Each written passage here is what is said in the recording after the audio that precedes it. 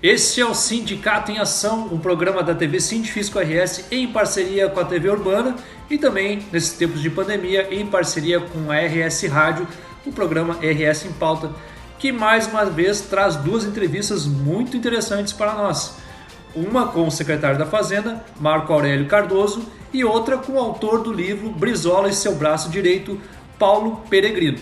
Tenho certeza que serão duas entrevistas muito interessantes, muito importantes. Com certeza você vai gostar muito. Mas antes disso, não esqueça, de curtir, comentar, compartilhar, acessar os nossos canais da RS Rádio e do Sindicato em Ação no YouTube, no Facebook e nos ajudar a crescer nas redes sociais.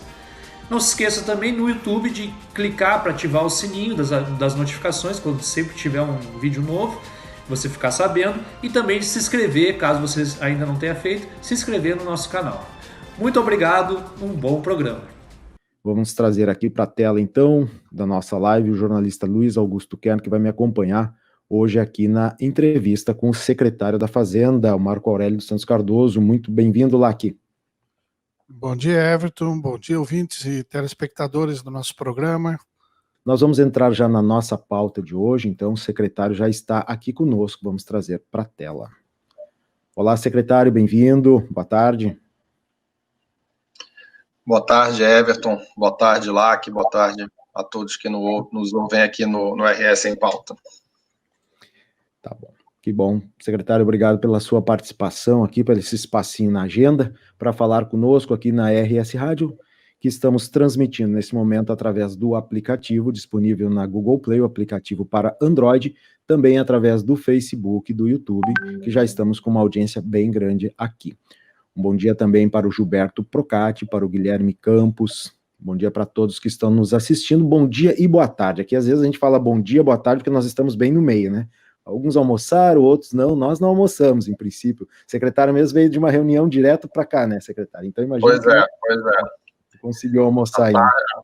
A tarde ainda vai começar. Como é que tá vendo esse frio aí, secretário? Já está acostumado com o frio aqui de Porto Alegre, do Rio Grande do Sul? Já tivemos um outro inverno no passado e essa oscilação de temperatura, né, ao longo do ano é até interessante porque marca bem as estações, né? Então faz com que a gente tenha diferentes experiências. E um guarda-roupa mais amplo. Com certeza. Isso é necessário. Então tá, secretário, para a gente entrar na nossa pauta de hoje, então, queria que o senhor falasse de uma forma ampla, inicialmente, sobre a situação fiscal do nosso estado, né? A gente sabe que o Rio Grande do Sul aqui, o estado do Rio Grande do Sul já vinha enfrentando problemas, né, com a renegociação da dívida, com a União, enfim, alguns outros problemas. Como é que está agora, neste momento, com a dificuldade da arrecadação? Como é que o senhor tem visto essa parte aí? A crise do estado, ela vem de bastante tempo, de fato, né? E a conjuntura econômica nacional ao longo dos últimos anos também não tem ajudado muito, né? Temos um período já bastante longo de baixo crescimento e agora, então, com o coronavírus, uma nova recessão e bastante grande, não só aqui como em todo o mundo. Mas o importante é que o Estado vem fazendo um esforço muito grande de ajuste fiscal. Acho que todos têm acompanhado uma agenda de reformas estruturantes que têm sido feitas com privatizações, com a redução do tamanho do Estado em atividades que a gente entende, né, que o setor privado pode realizar investimentos e pode fazer uma boa gestão. A experiência em outros lugares prova isso. A reforma também da administração, a reforma da Previdência, que também são reformas nacionalmente debatidas e feitas em vários outros lugares aqui no Rio Grande do Sul, foram bastante importantes também. Todas as medidas de modernização de códigos, de processos, de governança, redução de burocracia, tem como objetivo um desenvolvimento, e o desenvolvimento traz também o ajuste fiscal. E na parte da receita, acho que há um esforço enorme, né? Ontem, inclusive, nós tivemos uma apresentação para a imprensa e também apresentação do governador sobre um ano do Receita 2030, que é um conjunto de iniciativas extremamente importante para o Estado, liderado pela nossa Receita Estadual, e que acho que trará uma diferenciação muito grande para o Rio Grande do Sul frente a outros estados. A conjuntura fiscal do Estado ela é deficitária ainda, todos sabem bem, houve um desajuste estrutural construído ao longo de muito tempo. Algumas medidas que foram tomadas tinham um caráter mais precário, né, não foram estruturantes, mas a gente vinha numa trajetória de recuperação bastante boa, bastante sólida. Os números do primeiro quadrimestre demonstram isso, né, então a redução do déficit orçamentário estava em níveis bastante expressivos, há um controle de despesas bastante bom, e tivéssemos num ambiente de maior normalidade econômica, né, certamente a arrecadação estaria respondendo a isso e a gente estaria caminhando para um equilíbrio. Então, é uma situação muito difícil, que se agravou, né, por conta da pandemia. O auxílio financeiro do governo federal não repõe todas as perdas de arrecadação que o Estado tem. A gente já não paga a dívida com a União, o Estado já investe pouco. Então, é claro que os impactos, né, de uma crise como essa, eles acabam afetando muito o caixa do Estado, né? A gente não tinha um muro de contenção como outros estados que tinham, né, seus pagamentos em dia, que não pagavam dívida com a União, então que dependem muito do FPE, o FPE está sendo reposto integralmente pelo governo federal, então a crise acaba afetando de maneiras diferentes os governos. Mas o nosso trabalho estruturante continua, né? A gente tem, é claro, que administrar essa situação de crise emergencial, né, que o Covid está trazendo, mas o papel estruturante da Fazenda, em especial da Receita, do Tesouro, da Caixa, enfim, de todas as nossas unidades, continua a pleno vapor. Tá certo. Secretário, chegou uma pergunta bem grande aqui, que inclusive cobriu o LAC aqui na tela, que é sobre exatamente a Receita 2030, né, da importância do projeto, e no final há uma pergunta se, nesse sentido, há algum planejamento da Secretaria da Fazenda para a necessária reposição até o final do quadrimestre, reposição de pessoal, eu imagino, cortou o final da pergunta aqui. O planejamento, né, das forças de trabalho da administração pública é uma prioridade, né? Nós estamos, inclusive, no ano passado, o governo anunciou, né, um plano de reposição para a área de segurança, né, de maneira até inédita, e o mesmo está sendo feito para outras áreas. Então, nós sabemos das necessidades de reposição, e estou falando da Fazenda, porque, claro, a pergunta é direcionada para a Fazenda, mas a administração pública precisa de pessoas, né? Precisamos de pessoas e precisamos de sistemas. O Receita 2030, ele é muito intenso, né, em tecnologia, então a gente vai precisar de muito investimento em tecnologia e de gente, é claro, embora o trabalho da Receita tenha sido notável de otimização de suas estruturas, então a gente teve já um fechamento, né, de várias unidades presenciais que tinham pouca atividade presencial, né, não justificavam as estruturas que existiam, se remanejou bastante, estamos procurando criar centrais de serviços compartilhados, criar um foco também nas atividades fim. Então, a otimização, né, de recursos humanos e de informática, ela está em andamento, mas a gente sabe que não prescinde, né, da reposição, porque é normal, as pessoas vão se aposentando, então isso precisa ser reposto. A gente não tem uma data, mas certamente, né, a reposição dos quadros da Fazenda ocorrerá no seu devido tempo e dentro desse planejamento, né, de quadros como um todo, né, de áreas fundamentais do Estado que a gente está fazendo. Esse exato momento, é claro que a situação de pandemia, inclusive, causa distanciamentos, né, causa a necessidade de nossas atividades, inclusive, tão remotas, né, o atendimento da Receita está todo digital, então, isso também causa, né, às vezes, um impacto no cronograma desse tipo de medida, de chamadas, mas elas ocorrerão. Tá. O LAC quer lhe fazer uma pergunta aqui. Secretário, o senhor já tem fechado os números do comportamento da Receita no mês de junho? No mês de maio, eu acho que o senhor já tem fechado. No mês de junho, talvez ainda não tenha, mas já deve ter alguma ideia. O senhor tem já esses números?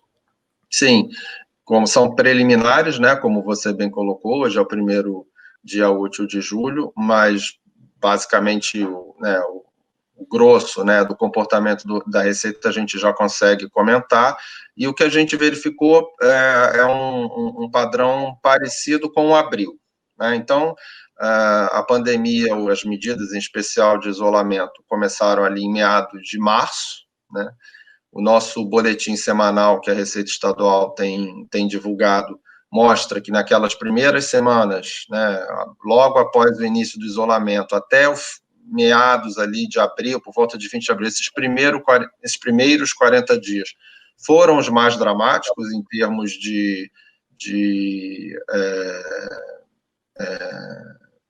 restrição, né, de redução na emissão de notas, redução de movimento econômico. Então, o que isso causa lá? Que como o ICMS, ele de certa forma, reflete o movimento do mês seguinte, do mês anterior, né? Então, essa queda muito grande que ocorreu final de março e abril se refletiu no ICMS de maio.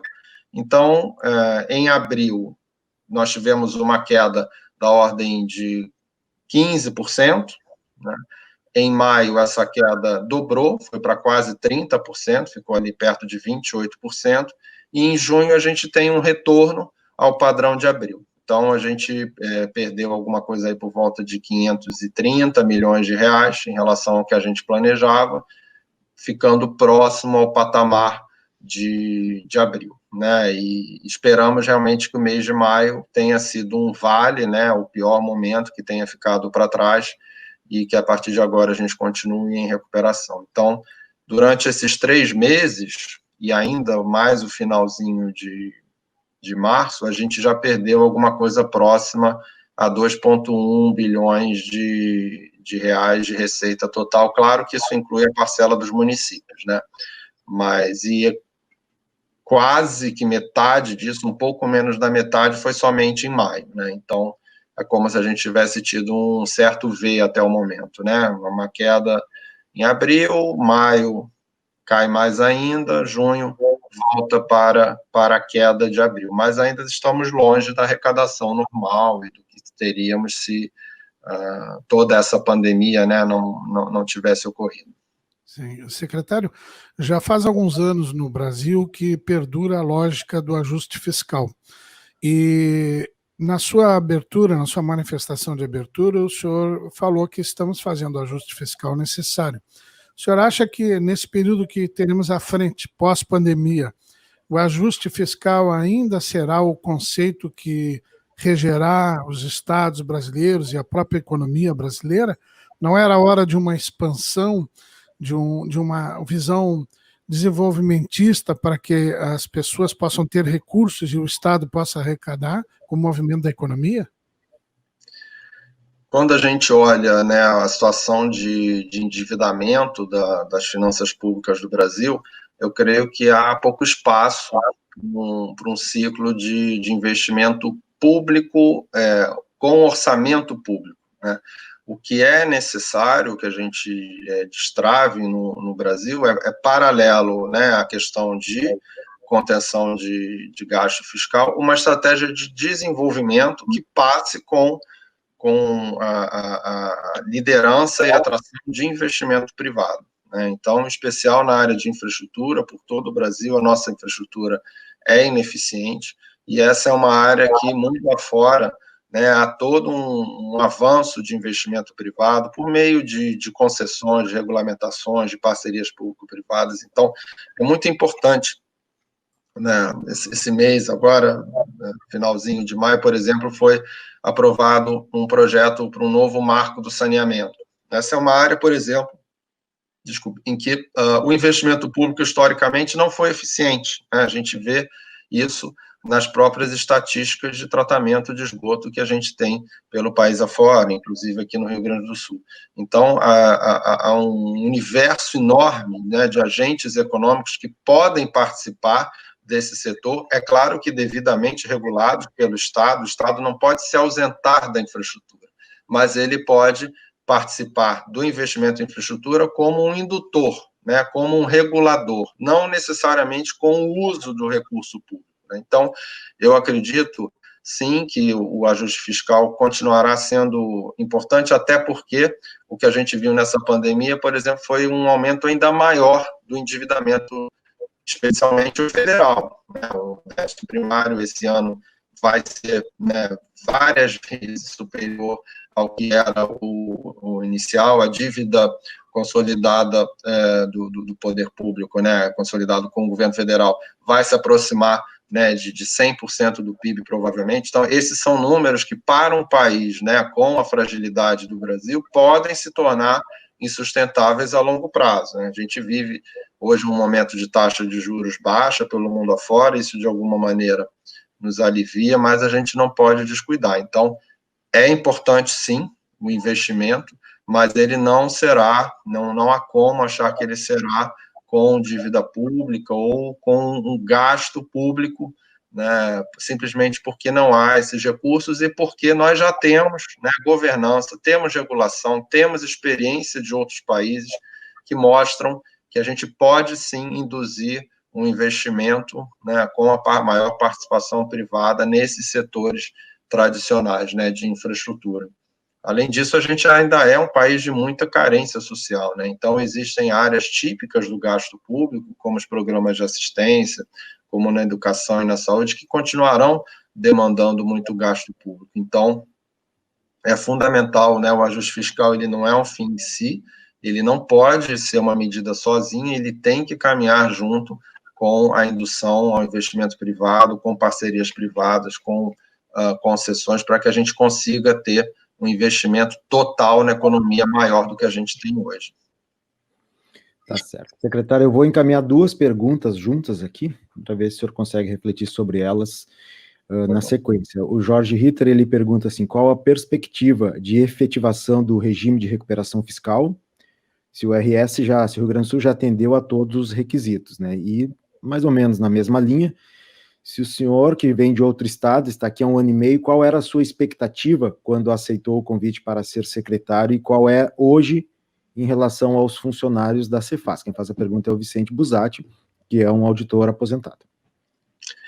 Tá ótimo. Em relação ao regime de recuperação fiscal, a linha que o governo federal resolveu adotar é alterar a lei do regime. Então, com base na experiência que eles têm já desses anos do Rio de Janeiro, né, dentro do regime, e das tentativas de outros estados entrarem, foi elaborado um novo projeto, que seria, inclusive, votado antes da pandemia. Com a pandemia, a agenda legislativa acabou sendo tomada por outras propostas, mas já existe o projeto de lei 101 de 2020, foi protocolado pelo deputado Pedro Paulo, que foi o relator da lei de recuperação fiscal original, e nós aqui do Rio Grande do Sul, bem como nossos colegas de Minas, de Goiás, do Rio, participamos muito das discussões desse projeto, perdão, junto com o deputado e também junto com o Tesouro Nacional. Então, a gente acha que é muito importante a aprovação desse projeto, porque ele será o modelo, né, do RRF que o Rio Grande do Sul ingressará. Ele é mais vantajoso, eu acho, para todos, porque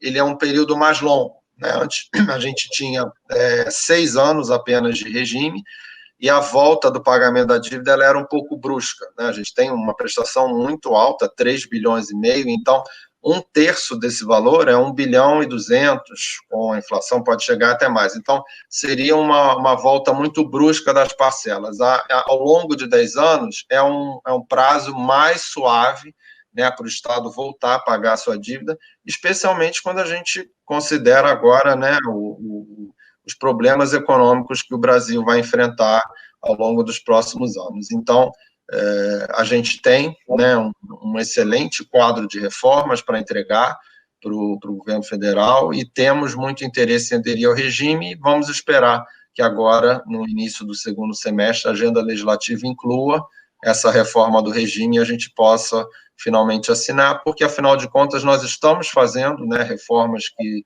são alinhadas à filosofia do regime, então é importante que a gente saia, né, desse caráter precário da liminar e vá para uma coisa mais permanente. Não há a menor condição financeira do Rio Grande do Sul voltar a pagar a prestação de sua dívida com a União ao longo dos próximos anos. Mesmo com todo o ajuste, com todo o esforço de receita, a gente precisa ainda, né, de uma carência, e essa carência, claro, assinada é muito melhor do que uma liminar. Em relação à segunda pergunta, bom, quando a gente veio para cá, o quadro, né, da Secretaria de Fazenda, ele é prestigiado nacionalmente, acho que mesmo fora do Rio Grande do Sul, há sempre um reconhecimento, né, valorização da qualidade técnica do quadro, então isso era o que a gente esperava, é o que a gente verificou, né, temos várias pessoas que são, inclusive, referências nacionais nas suas áreas, são sempre ouvidos, a participação do Estado no CONFAS, em outros órgãos de discussão financeira, também nos grupos de contabilidade, então a gente tem quadros, né, em todas as áreas da Fazenda, extremamente qualificados e muito participantes nacionalmente, então a expectativa que a gente tem, que tinha, né, a visão que a gente tinha de fora, ela está plenamente confirmada, é uma casa que está fazendo 130 anos esse ano, né, que deve se orgulhar muito dessa história, do seu passado,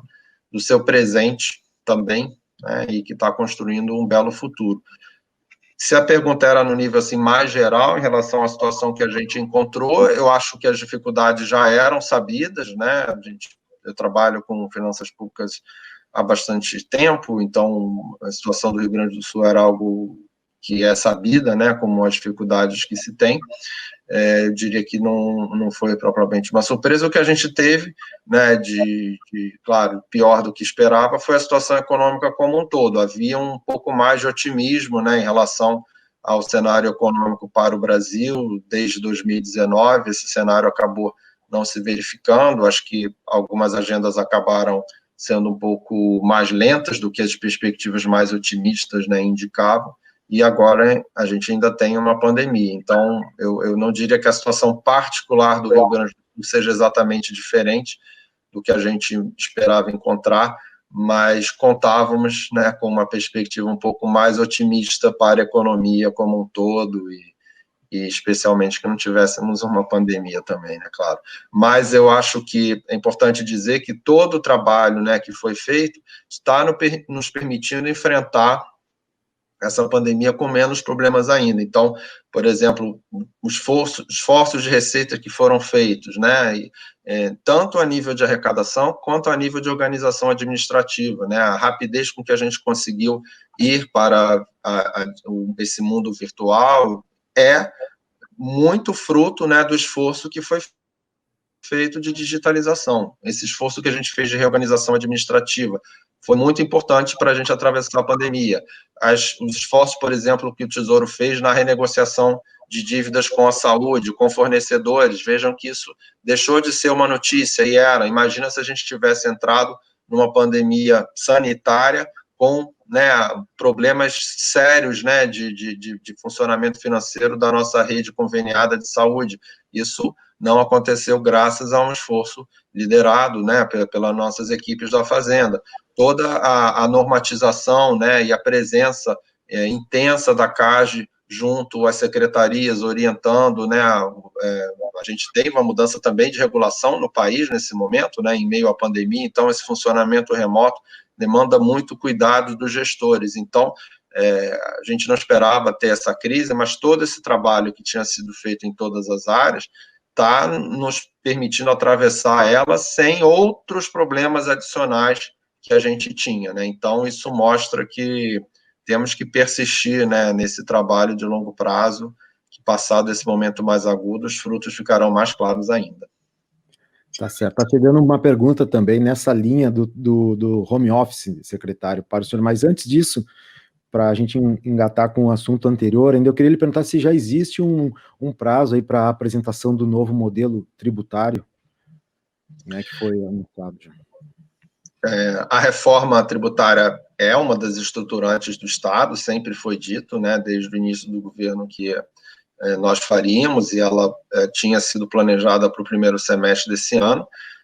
Com a pandemia, esse debate acabou até ficando à parte um pouco, né, porque houve a necessidade, claro, de fazer uma reorganização do governo, mas a proposta está na sua finalização de discussão interna e ela irá, né, seguir aquele modelo de diálogo que o governo sempre tem feito. Então, inicialmente, faremos as rodadas com deputados, com a imprensa, com associações, com entidades, mostrando as ideias, né, coletando as sugestões, e depois ela será apresentada. Não temos uma data ainda específica, mas é algo a curto prazo. Assim, estamos já ao longo aí das próximas semanas para discutir isso.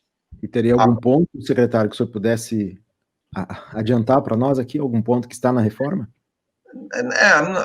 Assim, especificamente abrir algum ponto não, mas o que eu posso dizer é que a gente tem, como sempre, em relação a ela, a mesma visão de todas as outras reformas, né? Queremos algo estruturante, baseada, né, em elementos técnicos, procuraremos dialogar já com o que a reforma nacional trará no que é possível fazer. Queremos sim que seja um elemento de maior competitividade, né, para a produção gaúcha de todos os setores. Então, ela tem, né, terá, né, objetivos amplos, né, de conversar com o que as melhores práticas internacionais sugerem, ter em mente os desenhos de reforma tributária brasileiros que estão aí sendo discutidos também. Nos preocupamos com a competitividade, né, do nosso Estado e com uma promoção, claro, de uma maior justiça social. Então, é uma reforma bastante ampla, né, complexa. A gente sabe que o tema tributário é complexo, e o que eu posso dizer é que ela vai estar baseada na melhor técnica, né, e inclusive se valendo da enorme qualidade que a gente tem em casa, né, aqui na Secretaria de Fazenda. Eu já vi tanta coisa nessa vida. Nasci em 1928. Um ano depois, estourou a terrível crise de 29. Só que eu sou gaúcho e não me abalo por qualquer coisa. Eu sigo em frente. Depois veio a Revolução de 30, a Segunda Guerra, dezenas de planos econômicos e 8 moedas diferentes. Ao longo desses 90 anos, eu segui firme na minha missão. Inovar sempre para apoiar o desenvolvimento da nossa gente. Eu já vi tanta coisa nessa vida. E é por isso que eu digo, não existe desafio no mundo capaz de dobrar o povo do Rio Grande. Banrisul, 90 anos de uma grande história. Paulo Peregrino, né, que vai nos contar essa história aí, e ele vai falar quem é esse personagem que atuou sempre ao lado do Brizola, e também sobre o livro que traz e conta essa história. Vou trazer aqui para a tela, então, o Paulo Peregrino. Bem-vindo, Paulo. Tudo bem? Obrigado aí a vocês, obrigado, Luiz, obrigado a Everton, a oportunidade do Sindifisco também, de poder apresentar um pouco essa figura que vocês falaram, que eu queria só corrigir o Luiz aqui, não é braço direito só não, Luiz, ele era braço esquerdo, era cabeça, era perna, era tudo que você imagina. Sim, principalmente o braço esquerdo, e se tratando de Brizola, que não era um homem de direito, evidentemente, né? O braço esquerdo, no caso do Brizola, talvez até fosse mais importante, né, Lac? Bem lembrado. Com certeza, com certeza. Bom, Paulo, mas a história do livro... Fala aí, Everton. Eu ia te pedir para te falar um pouquinho de ti. A gente quer primeiro conhecer um pouquinho, apresentar aqui para o nosso público o autor do livro, né? Quem é o Paulo Peregrino, aonde que tu estás neste momento, falando conosco aqui. Eu mesmo fiquei sabendo agora há pouquinho, quando a gente estava fazendo o teste da live. Então fala um pouquinho sobre ti, inicialmente, por gentileza. Te apresento. Bom, eu estou aqui em Niterói, né, no estado do Rio de Janeiro, né? Até o Everton pensou que eu estivesse em Porto Alegre, enfim. Mas eu estou aqui em Niterói. E a gente está passando por dificuldade aqui, mas Niterói está sendo um dos municípios mais ativos nessa questão da pandemia. Vocês estavam falando isso aí agora, né, que é importante destacar. E, enfim, eu sou publicitário, né, nasci no Recife, fui morar no Rio de Janeiro, em Niterói, em 1970, né, com a minha família. E, a partir daí, eu comecei a atuar no mercado publicitário, como redator publicitário que eu sou. E, ao longo desse período, eu ajudei na edição e fiz o copydesk de vários livros, né, que eu participei. Inclusive um livro na década de 90 que foi coordenado pela Fundação Coptec, aqui no Rio de Janeiro, que foi a questão das privatizações, né? Que o nome do livro era Um País à Venda, né? E esse primeiro volume tratou exatamente da Vale do Rio Doce, que foi aquele escândalo da venda da Vale do Rio Doce, né? Que eram lutas, na verdade, que tinham a ver, eu não sabia, né? Que o mundo dá tanta volta, na verdade, que tinha a ver, na verdade, com toda essa história, né? Que está amparada no livro Brizola e Eu, que é da luta do Brizola e do Gessi, né? Além do Jango, do Vargas e tudo, contra a expoliação do país, né? Então, quer dizer, então o livro aconteceu a partir de 2013, né, que começou a ser elaborado, final do ano, e durante, quer dizer, até chegar ao livro mesmo, na verdade, ocorreram muitos percalços, né? O Gessi resistiu bravamente em falar sobre a vida dele, porque ele dizia o seguinte: por que eu vou contar a minha vida se tem coisas que eu não posso contar? Aí os amigos insistiam, né? Ah, Gessi, conta aí, Gessi, você, pô, trabalhou com Brizola durante tanto tempo, não sei o quê. E havia também uma grande curiosidade de jornalistas, de todo mundo aqui no Rio de Janeiro, né? Quem era essa pessoa? Né? Todo mundo ouvia falar do Gessi, Gessi ali, Gessi acolá, mas ninguém conhecia a figura do Gessi, ninguém sabia detalhes da história do Gessi. Então, eu acho que isso é um dado bem interessante do livro, Everton Luiz, porque ele aborda exatamente a figura de alguém que conseguiu, ao longo de 53 anos, num período dramático da história do Brasil, da década de 40, 50 até a década de 70, até a década de 60, porque teve o golpe em 64 e tudo, ele conseguiu depois, né, com a volta do exílio, a volta do Brizola, até a morte do Brizola em 2004, ele conseguiu, na verdade, se manter absolutamente sem aparecer, ninguém conhecia a figura do Gessi, né? Uhum. Quem era o Gessi.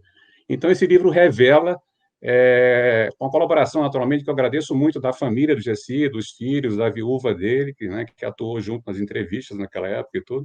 O Gessi faleceu em 2018, mas ele deixa um legado que eu acho que é muito importante, né? Não só ele se apresentar, como ele apresentar para a gente como é que a gente pode ser resiliente, né? Como é que a gente pode manter uma relação de uma amizade verdadeira, incondicional, durante um processo político, uma história política que você trocava de partido como trocava de camisa naquela época. Né? Gessi, deixa eu te interromper um minutinho, porque nós estamos no timing do programa aqui.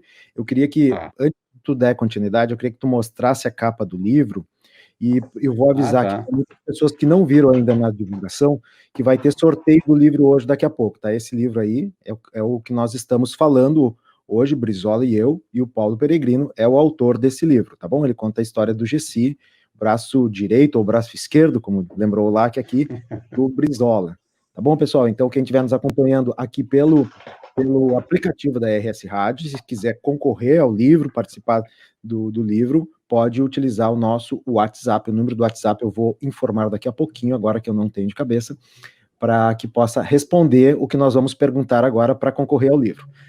Paulo, e agora foi bom tu lembrar essa história da Vale, antes da gente voltar aqui para o tema principal, a Vale que foi entregue, né, ela basicamente foi vendida a preço de banana, né, e depois, a partir do momento que ela ficou nas mãos privadas, ela teve um descuido muito grande que gerou essas catástrofes de Mariana, lá, Brumadinho, né, essas catástrofes que teve, e a partir do momento que ela não esteve mais em poder do poder público.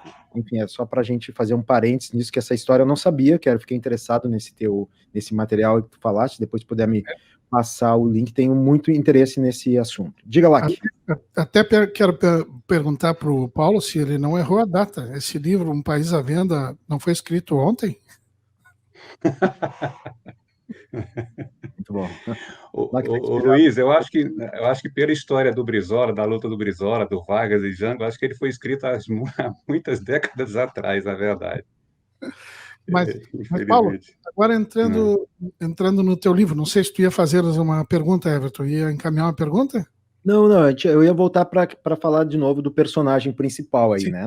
O Paulo estava falando que ele não era muito conhecido, o pessoal sabia quem ele era, mas ao mesmo tempo não sabia nada sobre ele, e a minha pergunta lá, que se somar com a tua, é no sentido de como ele encontrou, né? Como ele chegou nesse primeiro contato aí com o Gessi. Mas deixo contigo aí. A minha pergunta era nesse sentido também. Como é que as coisas começaram entre Brizola e Gessi?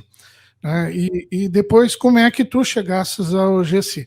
Como é que Brizola e Gessi se conheceram e começaram essa trajetória de amizade ao longo de décadas? Bom, primeira coisa, em relação a como é que eles se conheceram, né? O Gessi teve um encontro informal, sem saber, sem adivinhar o que iria acontecer depois, em 1944, aproximadamente, quando ele era funcionário, ele era novo, né? Gessi é de 24, né? Então, ele trabalhava num banco, aí em Porto Alegre, né? Indicado pelo tio dele, que também era diretor desse mesmo banco, e Gessi atuava lá como funcionário de atendimento normal e tudo. Aí teve um dia que ele recebeu a visita lá de uma pessoa que queria uma informação e tudo, que era uma pessoa que tinha recém entrado na universidade, né, na engenharia, lá em Porto Alegre. E, enfim, aí o diálogo que se trava dentro do livro, eu não preciso ler aqui, mas eu me lembro, né, mais ou menos, que o Gessi chegou e, né, a pessoa se apresentou, aí Gessi falou assim: "O que é que eu posso lhe atender, doutor Brizola?" Aí o Brizola falou: "Doutor Gessi, eu precisava saber uma informação tal, tal, tal", pedi uma informação lá qualquer. E aí o Brizola se identificou como político, né, etc e tal. Aí papo vai, papo vem, eles vão para aquele famoso cafezinho, né, aquele cafezinho que é tradicional. E nesse papo entre eles, o Gessi fala uma frase que foi quase profética. Ele disse mais ou menos assim, falou: "Doutor Brizola, eu tenho muito interesse em atuar na área política, não como candidato, enfim, e eu tenho certeza que a gente vai se encontrar um dia e a gente vai ganhar muita coisa por aí." Então, esse encontro foi um encontro informal, tá? Em 1951, aí só para abrir um parênteses aqui em relação ao contexto da época, né? A economia brasileira, na década de 40, 50, ela dependia muito de importação. Era basicamente voltada para importação, né? Então, toda pessoa que atuava na área de importação e exportação, e havia uma figura-chave nesse processo, que é o chamado corretor de fundo público, ou de fundos públicos, na verdade, que seriam naturalmente os corretores de títulos e valores imobiliários de hoje em dia, né? Esse corretor era o cara que era o agente, era o que coordenava todo esse processo de importação. Então, o Gessi tinha como cliente da corretora, que ele tinha um sócio em Porto Alegre, que é o Rubens Borges Fortes, né, que abriu uma corretora com ele em Porto Alegre, e essa corretora cresceu muito naquela época, e o Gessi acabou sendo um preposto do Rubens aqui no Rio, né, veio para o Rio de Janeiro, no final da década de 40, e aí, nesse contexto da economia toda aquecida para a importação e depender de uma figura como corretor de fundo público, né, como Gessi era, então ele recebia naturalmente como cliente, na corretora dele, que ele tinha como sócio o Rubens, a elite do Brasil, né? Empresários, enfim, políticos, representantes de governos, etc. e tal. Naquela época, o Brizola, em 1951, quando eles se conheceram oficialmente, o Brizola era secretário de Obras Públicas do governo Ernesto Dornelles, né, que era primo de Getúlio, né? O Getúlio era presidente, né, tinha sido eleito em 1950, e o Brizola era muito amigo do Maneco Vargas, que o Maneco era secretário de Agricultura do mesmo governo Dornelles, né? Então, o Maneco já era amigo do Gessi naquela época, por conta do conhecimento que eles tinham lá em Porto Alegre, ou aí em Porto Alegre. Uhum. Então, chegou um dia lá que, sem avisar nada, o Maneco chegou na corretora do Gessi, lá no antigo Distrito Federal, aqui no Rio de Janeiro, que era a capital, né, enfim, e apresentou, trouxe o Brizola, sem falar nada com ele, e falou assim: "Gessi, eu queria te apresentar um grande amigo meu, um deputado que tem um grande futuro político pela frente." E o Brizola já tinha, fazendo um pequeno parênteses, o Brizola já tinha um certo renome. Por quê? Porque também ele era casado com a dona Neuza, né, e tinha tido como padrinho o próprio Getúlio Vargas, né? Então, apresentou o Brizola, aí o Gessi falou: "Ô, doutor Brizola, muito prazer, não sei o quê, estou aqui à sua disposição, que eu puder ajudar, etc. e tal." E o Brizola falou: "Doutor Gessi, o Maneco falou muito bem de você e tudo, a gente espera poder fazer um trabalho junto e tudo." Porque o Brizola tinha um interesse aí, Luiz e Everton, em relação à questão da trajetória política dele. Se a gente via que a economia do Rio Grande do Sul naquela época era economia baseada na agricultura, né, e que a economia nacional dependia de importação, e que o Brizola, como secretário de Obras Públicas, ele tinha, né, como missão dele desenvolver, como ele fez, na verdade, no Estado e depois na capital como prefeito, né, toda a questão de obras, etc. e tal. Então, o que ele pensou? né, ele tinha que ter alguém de confiança que pudesse ser esse agente exportador e importador para ele. E ele encontrou, aí foi um casamento perfeito. Sabe aquela coisa de você, tipo assim, o destino acaba me levando a encontrar a pessoa que eu sempre quis encontrar, porque casou as intenções políticas, e o Brizola tinha uma identificação, o Gessi falava isso. O Brizola se identificou muito com o Gessi e vice-versa, porque os dois não admitiam traição. Os dois, assim, fundamentavam a relação deles na fidelidade absoluta. Uhum. Então, o Gessi foi um cara que vocês vão entender, quem lê o livro, vocês vão entender que, olha, a rede social, a rede de relacionamento do Gessi era uma coisa impressionante. Então, ele já estava ali, perto do Palácio do Catete, no Rio de Janeiro. Né? Paulo, deixa eu te interromper um pouquinho. Fala. Meu papel aqui, além de facilitar, às vezes é atrapalhar um pouco também. Eu vou incomodar um pouco. Nada, que isso. Eu que falo demais, desculpa aí. Não, capaz. Olha só, o primeiro lugar foi falar do sorteio, tá? Sim, claro. Nós temos já estamos aqui no 23 minutos já de andamento do programa. Olha como voa esse programa, Lac.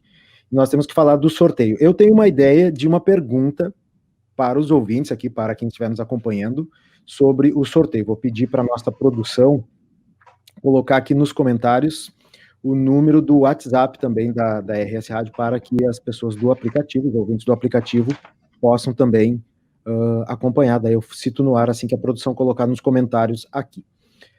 Uma das perguntas que eu tenho, Paulo, para ganhar um dos livros é assim: o primeiro ouvinte que disser aqui nos comentários do Facebook ou do YouTube quem foi o nosso entrevistado de ontem aqui no RS em Pauta, né, do programa, ganha um dos livros, tá bom?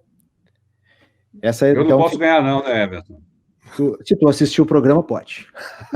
A gente manda um depois. Tá bom. Paulo, outra questão para a gente dar. Então a gente dá continuidade, daqui a pouco vamos com uma outra pergunta. Eu acho que o Paulo, tens alguma pergunta aí, né, Paulo, para o ouvinte, né, para concorrer também. Tem uma pergunta aqui que é o seguinte: quando houve o golpe militar, né, em 64, o Jango, naturalmente, que ele tinha que definir o que queria fazer da vida, né? O Brizola estava no Rio Grande do Sul, como governador, estava no Rio Grande do Sul, e ele precisava, na verdade, tomar uma atitude em relação a quê? O Brizola nunca foi uma pessoa absolutamente, vamos dizer assim, isenta nessas questões que envolviam, né, resistência, aquela coisa toda. Mas havia uma dificuldade muito grande de comunicação, né, naquela época, não havia rede social nem nada. A pergunta é: o Brizola conseguiu e chegou a enviar alguma mensagem para o Jango naquela época a respeito do golpe militar, logo após o golpe? Tá certo. Tá aí a pergunta. Entenderam? Entenderam a pergunta? Então tá, as duas primeiras respostas, né, vão ganhar um livro, e o livro vai ser entregue depois da pandemia. Já combinei com o Paulo, ele vai nos enviar aqui para Porto Alegre, lembrando que o Paulo está em Niterói, Rio de Janeiro, nós estamos aqui em Porto Alegre, falo também para quem estiver nos ouvindo fora do estado, e o livro para os ganhadores, aí quem acertar as duas perguntas, as duas respostas no caso, vão ser enviados aqui para a RS Rádio, para a sede da RS Rádio, aqui no centro de Porto Alegre, na Rua Uruguai, e depois os ganhadores poderão retirar ali, e se não for de Porto Alegre, talvez a gente possa combinar alguma entrega também, tá bom? Paulo, e tem perguntas chegando nesse sentido aqui também, onde é que tá? Irismar Tavares pergunta: espero ser contemplada nesse sorteio, mas caso não seja contemplada, como adquiri-lo? Como adquirir o livro, Paulo? Quem quiser comprar lá. Bom, esse livro faz parte de uma campanha de lançamento coletivo, tá, para ajudar no lançamento dele. O lançamento ia ser em março, aqui no Rio de Janeiro, no Palácio do Catete, né, mas aí houve a pandemia, teve que ser suspenso. Eu tive alguns problemas de saúde e tudo, então eu espero, se Deus quiser, fazer o lançamento no ano que vem, tá? Então essa campanha continua, então quem contribuir para a campanha, e o link, Everton, se você tiver o link e puder botar aqui embaixo, no chat, o link para poder contribuir para a campanha e ganhar o livro como recompensa. Peraí, cortou o teu áudio um pouquinho, Paulo, cortou a tua... também, assim como eu queria o Everton já antecipar, né, que eu vou mandar para vocês, doando para o Sindifisco, para a biblioteca do Sindifisco, 10 exemplares do livro, tá, que eu acho que é importante deixar isso registrado, e para outras bibliotecas e organizações culturais aí do Brasil inteiro. Tá certo, muito obrigado pela gentileza. Eu já coloquei o link, tá, pessoal, o comentário, o link ali no YouTube e no Facebook também, nos comentários ali. Aqui na tela está a página, a página do projeto, né, do Paulo, aqui no Facebook, da fanpage, né, o facebook.com/Brizola e eu, para quem quiser acessar e conhecer um pouquinho mais. E também, lembrando agora que já temos um vencedor, né? Vencedor quem acertou, quem foi nosso entrevistado de ontem, participou do programa, o secretário da Fazenda do Estado do Rio Grande do Sul, Marco Aurélio dos Santos Cardoso. Vencedor, então, é a Lia Rocha. Lia, é só combinar com a gente, depois que o Paulo nos mandar o livro aqui para Porto Alegre, a gente combina, e aí tu retiras ali, se possível, na sede da RS Rádio, ali na Rua Uruguai, no centro de Porto Alegre, bem pertinho da prefeitura ali, tá bom? Vamos ver o que mais, tem mais uma pergunta aqui, ó. Para quem não me conhece, sou a viúva do Gessi. Olha só quem está conosco, a Terezinha Sarmento. Terezinha, grande Terezinha. Legal, obrigado pela A Terezinha foi a companheira do Gessi nos últimos 40 anos, enfim, da vida dele, e uma pessoa maravilhosa. Uhum. Tá aqui, ó. Essa tela aqui é o link que eu coloquei agora nos comentários, tá? Para quem quiser acessar o livro, segue as instruções aqui da página e consegue buscar o livro, que é um projeto, né, Paulo, como estavas falando, um financiamento coletivo, né, para a publicação desse livro aí. Muito bem. Então tá, a segunda pergunta ainda não temos pode repetir para nós, Paulo, qual era a pergunta, para que os nossos leitores possam testar, pelo menos, tentar responder e ver se acertam, porque também dá para chutar, né? Vai que ganha com chute. É verdade. Na época do golpe, logo após o golpe, né, o Brizola no Rio Grande do Sul e o Jango, né, resolvendo o que ia fazer da vida, que ele não podia ficar aqui, naturalmente. Então, o que o Brizola fez? O Brizola chegou a enviar alguma mensagem, e que mensagem foi essa, se ele enviou, naturalmente, para o Jango, naquele exato momento, naquele momento crucial após o golpe, que a vida deles, na verdade, dependia do que um ia falar com o outro, né? E pelo que eu entendi, tu já deu uma pista aí, se houve ou não uma mensagem. Agora descobri que mensagem é essa. Você é esperto, hein, Everton? Estou tentando ajudar os ouvintes aqui. Diga lá.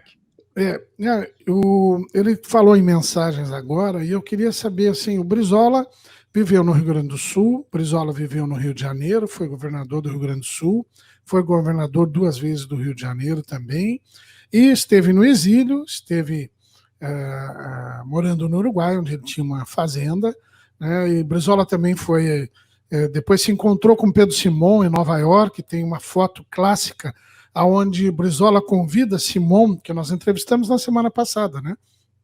Pedro Simon, para ingressar no PTB, no retorno ao Brasil, era o PTB, né? Depois a ditadura entregou para Ivete Vargas o PTB e o Brizola fundou o PDT, né? Nessas andanças do Brizola, Gessi era o emissário que buscava informações, buscava mensagens lá fora, trazia, ele tinha esse papel, tu revelas isso no livro? O Gessi era o correio oficial do Brizola, principalmente no período de 1964 em diante, quando o Brizola, né, teve que partir para o exílio, naturalmente, né, para o Uruguai. Então, o Gessi era o oficial. O Brizola tinha vários correios, né, digamos assim, que trabalhavam para ele, tudo da forma clandestina, é óbvio, né? Porque o Gessi também tinha que se esconder. Imagina que se encontrasse um Gessi, iam acabar com ele para poder chegar no Brizola, né? Então, o Gessi ele fazia de uma forma clandestina. Então, tem várias histórias aqui que contam, não só levando coisas para o Brizola lá, como trazendo missões do Brizola para ele executar aqui. Essa relação era tão forte, Luiz, que quando o Gessi se cansou um pouco desse vai e volta, né? Essa ponte, né? Vamos dizer assim, na ponte rodoviária Rio-Montevidéu, o Gessi falou e ensinou o Brizola, tipo assim, ele falava chefe, né? Ô chefe, eu não consigo mais, eu tenho que ficar mais lá, minha família também às vezes me pede para encontrar, e eu não posso viver dessa forma. Sei lá, falou assim, insinuou que queria voltar para o Rio e não ter mais que ficar nessa ponte, né? E aí o Brizola falou, não faças isso, Gessi, se tu fizeres isso, o pessoal vai pensar que eu não vou mais ter nenhuma resistência na ditadura, contra a ditadura, porque Gessi, ele articulava as coisas aqui para o Brizola. E o Brizola tinha um sonho, na verdade, sim, de poder resistir à ditadura de fora para cá, no caso, né? Gessi conta isso também no livro. Na época não existia rede social, não existia e-mail, não existia nada, né? De alguma forma, quem estava no exílio, Jango, Brizola e outras tantas pessoas, inclusive músicos, Caetano Veloso, né? Gilberto Gil, muita gente saiu do país, precisavam de emissários para trazer solicitações e tentar organizar politicamente o país aqui internamente, né? E há uma passagem no livro, se não me engano, onde tu revelas que o ministro da Guerra diz que descobriu a amante do Brizola, né? Me relata esse episódio, me parece que tem algo assim, né? Ô Luiz, o livro, na verdade, quem quiser entender o estilo do livro, pode entender como se fosse um livro de humor em alguns momentos, porque realmente essa história é uma história muito engraçada. O Gessi tem um nome Gessi, qualquer um vai ter dúvida, né? Se refere a homem ou mulher, primeira coisa, né? Isso aí não tem jeito. Então, naquela época, os militares que assumiram o poder depois do golpe, eles procuravam uma pessoa mais próxima do Brizola, né? Não sabiam ainda, mas identificaram que havia um carro que estava em nome de um tal de Gessi de Oliveira Sarmento, né? E esse carro foi um carro que o Gessi tinha comprado e colocado o nome dele, mas de uma forma casual, que o Brizola não queria se aborrecer com isso. Na época, o Brizola estava fazendo a campanha prefeito, né, de Porto Alegre, na década de 50, isso. Então, o Gessi comprou essa Mercedes, que o Brizola adorava Mercedes e tudo, e botou o nome dele. Então, descobriram lá, né, vincularam lá alguma coisa, descobriram lá na investigação, mas achavam que essa Gessi era amante do Brizola. E aí foi o Costa e Silva, na época, presidente do Brasil, para a televisão. O Gessi, nessa época, estava clandestino, numa casa em Jacarepaguá, aqui no Rio, e assistiu pela televisão o Costa e Silva, apontando lá para o quadro negro, um gráfico que ele fez lá, enfim, dizendo que queremos aqui informar que descobrimos que Gessi Oliveira Sarmento é amante do Brizola, do Leonel Brizola, e vamos chegar até ela com certeza. Enfim, o Gessi viu aquilo, começou a rir, enfim. Mais uma vez, ele se disfarçou sem querer, né? Porque ele foi um mestre dos disfarces, né? O livro vai contar muito isso aqui. Olha que se não existiam fake news na época, pelo menos não com esse termo, existiam as convicções, né, lá, que ele já tinha convicção. Sim, sim. Não, e as investigações sempre acabam levando a situações engraçadas, porque às vezes fazem confusões, misturam estações, não sabem as coisas direito, né? A BIM da época, né? A espionagem da época errou feio nessa aí, né? Errou muito feio, né? Com certeza. Brizola queria que Gessi fosse morar no Uruguai com ele, fosse para o exterior, acompanhando ou não? Não, na verdade, o Brizola, ele convenceu o Gessi. Gessi também tinha uma afinidade muito grande com o Brizola. O Gessi, em termos de ser, por isso que eu falei, o braço direito, ele, na verdade, simplifica muito o que foi o Gessi para o Brizola e foi o Brizola para o Gessi. Mas o Gessi chegou a morar durante um tempo, tá, num apartamento que o Brizola tinha lá no centro de Montevidéu. Mas você sabe aquela história, né? Quem vai a Roma tem que falar com o Papa, não é isso? Sim. Então, havia uma rota quase oficial de exilados do Brasil, quando iam para o Uruguai, ir lá no apartamento do Brizola para falar com ele. O Brizola era o Papa dessa galera toda que saía fugindo do Brasil e ia parar no Uruguai. Sim. Então, o Gessi acabou percebendo que, diante de várias situações que ocorreram, tudo, que o Brizola recebia as pessoas lá, o Gessi estava lá dormindo no quarto dele, que ele estava até incomodando, né? Então, com isso, aí ele teve que voltar, né? Depois, enfim, para aqui para o Rio de Janeiro. Não funcionou essa história toda, até porque ele queria ficar mais próximo da família. Mas ele chegou, sim, a morar um tempo no Uruguai, tá? Não foi durante muito tempo. E só fazendo um complemento aqui, que naquela época, a dona Neuza, falando um pouco da dona Neuza, que foi uma pessoa que, uma relação fantástica, testemunhada pelo Gessi, pelo filho Neuza dele, pelo Brizola. Paulinho, Neuza Brizola, isso. A paixão entre os dois, que a família Sarmento testemunhou, é uma coisa assim impressionante. Então é isso, 2 entrevistas muito interessantes, tenho certeza que você gostou muito. E no próximo sábado estaremos de volta mais uma vez com participações muito especiais, com temas que certamente são temas que vão agregar muito no seu dia a dia. Muito obrigado, não se esqueça mais uma vez de curtir, comentar, compartilhar, se inscrever no nosso canal no YouTube e clicar no sininho para receber notificações de vídeos novos. Até o próximo sábado com o Sindicato em Ação.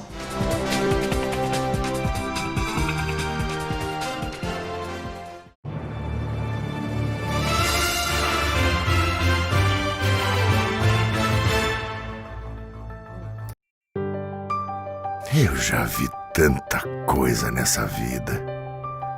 Nasci em 1928. Um ano depois, estourou a terrível crise de 29. Só que eu sou gaúcho e não me abalo por qualquer coisa. Eu sigo em frente. Depois veio a Revolução de 30, a Segunda Guerra, dezenas de planos econômicos e 8 moedas diferentes. Ao longo desses 90 anos, eu segui firme na minha missão. Inovar sempre para apoiar o desenvolvimento da nossa gente. Eu já vi tanta coisa nessa vida. E é por isso que eu digo, não existe desafio no mundo capaz de dobrar o povo do Rio Grande. Banrisul, 90 anos de uma grande história.